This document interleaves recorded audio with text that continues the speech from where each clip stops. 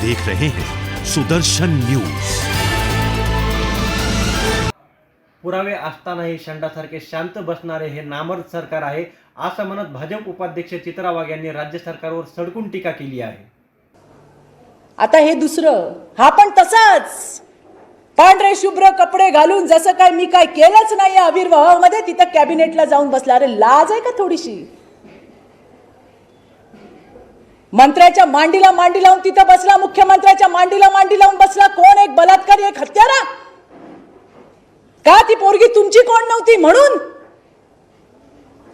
ती तुमची कोण नसली तरी ती महाराष्ट्राची लेक होती। एवढे सगळे पुरावे आल्यानंतर सुद्धा शंडासारखे बसून राहणारे सरकार हे तर नामर्द सरकार आहे। आम्ही नेहमी सांगतो हे सगळे मंत्रिमंडळातले मंत्री सगळे चट्टे पट्टे सगळे सारखे आहेत, पण मुख्यमंत्री महोदय तुमच्याकडनं आम्हाला अपेक्षा आहे, कारण तुम्ही या सगळ्यांमध्ये वेगळे आहात।